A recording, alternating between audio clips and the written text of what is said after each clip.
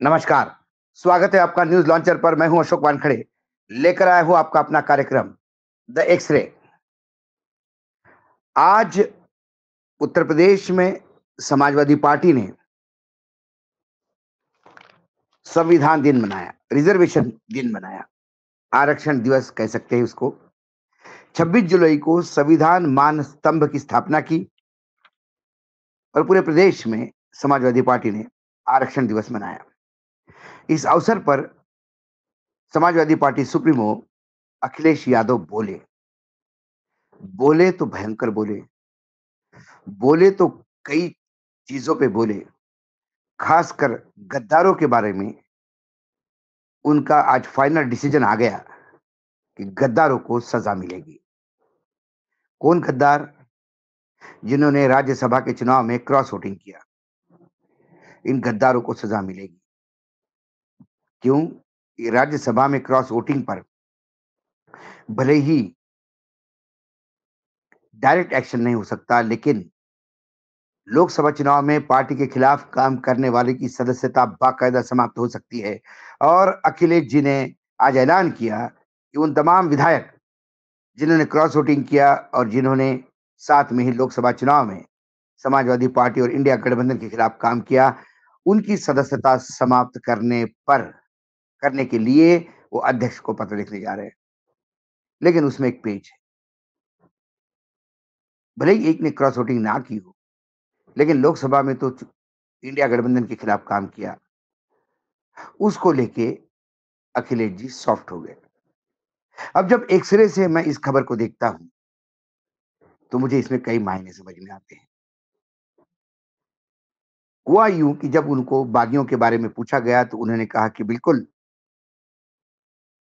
हम इस बात को डिसीजन ले चुके हैं कि हम विधानसभा अध्यक्ष को लिखने जा रहे हैं कि ऊंचाहर से मनोज पांडे, गोसाईगंज से अभय सिंह, गौरीगंज से राकेश प्रताप सिंह, कालपी से विनोद चतुर्वेदी, चायल से पूजा पाल, जलालाबाद से राकेश पांडे, बिसौली से आशुतोष मौर्य, अमेठी से महाराजी देवी। भले ही उन्होंने क्रॉस वोटिंग नहीं किया, लेकिन अब्सेंट रह के, गैर हाजिर रह के भाजपा की मदद की।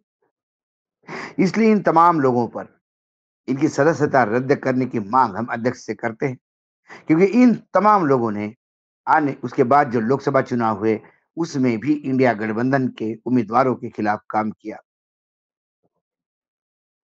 लेकिन फिर उसके बाद ये पूछा गया कि आप पल्लवी पटेल, जो अपना दल के की नेता हैं और पिछला चुनाव विधानसभा 2022 में उन्होंने बाकायदा समाजवादी पार्टी के सिंबल साइकिल पे लड़ा, तो टेक्निकली वो समाजवादी की विधायक है।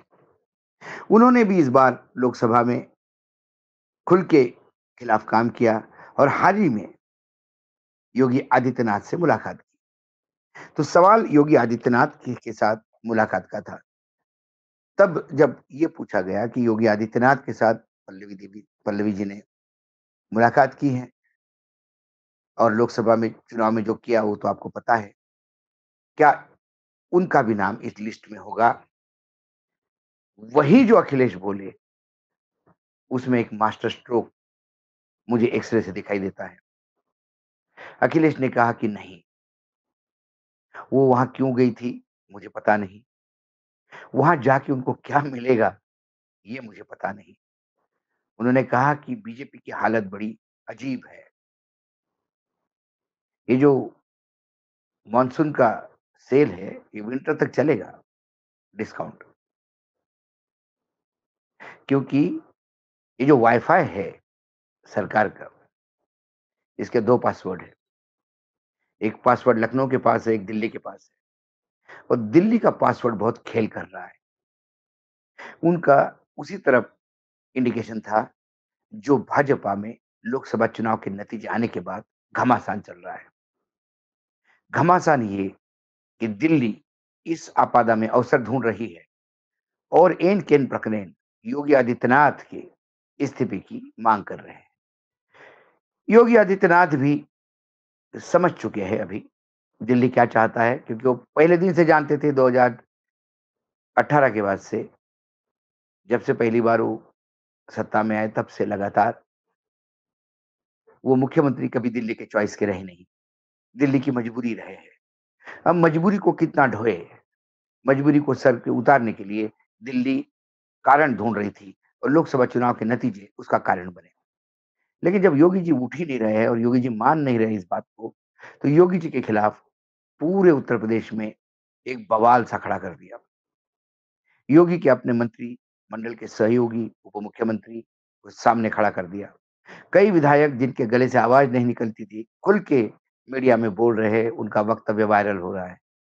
कुल मिला के वो पिक्चर सामने आई जो वास्तविकता भी है कि प्रदेश में अधिकारी राज चल रहे हैं। बाबू सर्वोपरि हो गए हैं। कोई किसी की सुनता नहीं। भ्रष्टाचार चरम पे है। लॉ एंड ऑर्डर भगवान भरोसे है। मानो रामलला की स्थापना होने के बाद योगी जी ने राम के भरोसे सरकार को छोड़ दिया।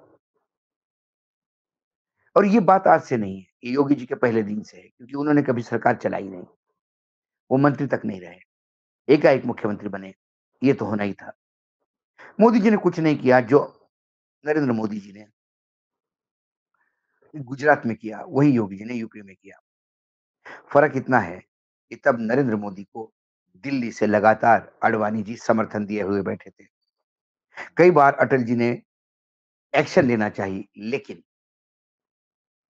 बीच में एक पहाड़ बन के अडवाणी जी खड़े रहे और उसका फल अडवाणी जी को मिला कि उन्हें जबरिया रिटायर्ड कर मार्गदर्शन मंडल में बिठा दिया गया उसी व्यक्ति द्वारा जिसकी पूरी रक्षा वो दिल्ली में बैठ के कर रहे थे। यहाँ योगी की रक्षा करने वाला कोई नहीं है। योगी को भक्ष बनने के लिए दिल्ली आतुर है। ऐसे में जब ये घमासान चल रहा है, तो विरोधी पार्टियां मजे क्यों न लें? तो इसीलिए password, winter, monsoon, discount sale ये तमाम शब्दों के साथ अखिलेश जी मजा ले रहे थे। लेकिन अखिलेश जी ने एक विधायक को क्यों छोड़ा? सवाल वही जो आपके भी दिल में होगा। ऐसा क्या है पल्लवी पटेल जी में कि उनको उन्होंने कहा कि नहीं, पल्लवी जी पीडीए का मेंबर है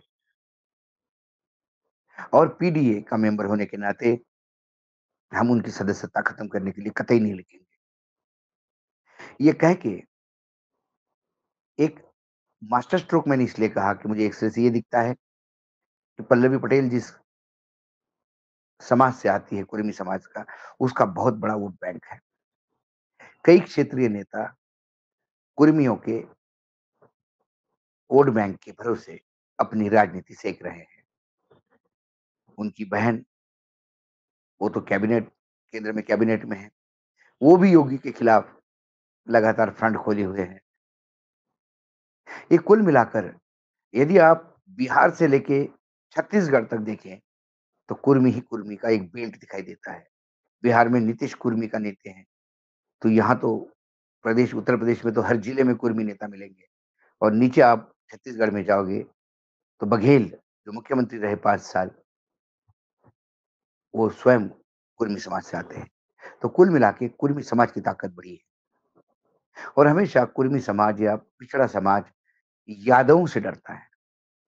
अखिलेश यादव का इसका बहुत खामियाजा भुगतना पड़ता है कि जब-जब यादव सत्ता में आए, तो सबसे ज़्यादा प्रताड़ना पिछड़ों की हुई। वो यादवों के उस जंगल राज से डरते हैं, इसलिए दूर रहते हैं। ये मुलायम सिंह जी के समय हुआ होगा, लेकिन अखिलेश आने के बाद अखिलेश जी ने पार्टी का और खासकर यादवों का चेहरा बदलने का प्रयास किया। ये बात अलग है कि यादव है कि मानते नहीं। फिर भी पिछले लोकसभा में जिस हिसाब से यादवों को टिकट कम देकर बाकी समाज के लोगों को जो सोशल इंजीनियरिंग खेला, उसका उनको बख्शीश मिली। कि आज 37 सीटें और सबसे तीसरी पार्टी है भारत में बड़ी लोकसभा में और उत्तर प्रदेश में नंबर 1। जब ये सब खेल चल रहे हैं, तो ऐसे में यदि वो पल्लवी पे एक्शन लेते, तो सारा कुर्मी समाज कहता कि तो अपेक्षा ही थी। लेकिन पल्लवी को बड़े दिल से माफ़ करके या पल्लवी को कहा कि नहीं वो पीढ़ी का हिस्सा है, कुछ भी हो, कुछ भी करे लेकिन वो हमारी है। ये बोल के उन्होंने कहीं न कहीं कुर्मी समाज के मतदाताओं के दिल के बीच में जगह बनाने का प्रयास किया। हर इंसान भी सोचेगा कि बहन जी ने तो इतनी तकलीफ दी, उनको तो विधायक बनाया था, अपने सिंबल पे विधायक बनाया था।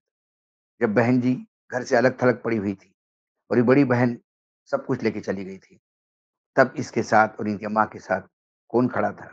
अखिलेश जी खड़े थे और जब अखिलेश जी को ज़रूरत थी, तो फिर बहन जी ने मतलब मायावती जी ने नहीं, पल्लवी जी ने साथ नहीं दिया। इसके बावजूद छोटी बहन समझ के अखिलेश ने बड़े दिल से माफ़ करते हुए कहा कि उनकी सदस्यता मैं समाप्त नहीं करूँगा। वो भले ही योगी जी से बात करे, भले ही लोकसभा में इंडिया गठबंधन के खिलाफ बात करे, लेकिन वो है हमारी। वो हमारी अपनी है, हमारे साथ है, हमारी छोटी बहन है, इसलिए हम एक्शन नहीं लेंगे। इससे एक बड़ा दिल है अखिलेश के पास, ये समझ में आया। राजनीतिक विश्लेषक के तौर पे बोलूँ तो अखिलेश की पॉलिटिकल मैच्योरिटी और ज़्यादा मैच्योर हो गई ऐसा दिखता है मुझे। कुल मिला के जब मैं एक तरह से देखता हूँ कि इन 7 लोगों पे एक्शन गद्दारों के लिए सबक था। बीजेपी का कोई नेता अब मेरे पार्टी में नहीं आएगा, जो उसकी पैरवी करेगा उस पे एक्शन लूँगा। ये बोलकर पार्टी के साथ जो संघर्ष के दिनों में रहे, उन लोगों के साथ अन्याय नहीं होगा इसकी गारंटी है। और तीसरी बात गद्दारों की सज़ा ज़रूर मिलेगी, लेकिन कोई अपना है, भूलवश किया है, तो उसे साथ भी रखूँगा। ये जब मैं एक तरह से देखता हूँ, तो अखिलेश का ये वक्तव्य बीजेपी के लिए चिंताजनक है। बीजेपी पहले ही बहुत परेशान है, अखिलेश ने एक परेशानी और बढ़ा दी। आज इतना ही, फिर आता हूँ कल किसी विषय के साथ, तब तक के लिए नमस्कार, देखते रहिएगा न्यूज़ लॉन्चर।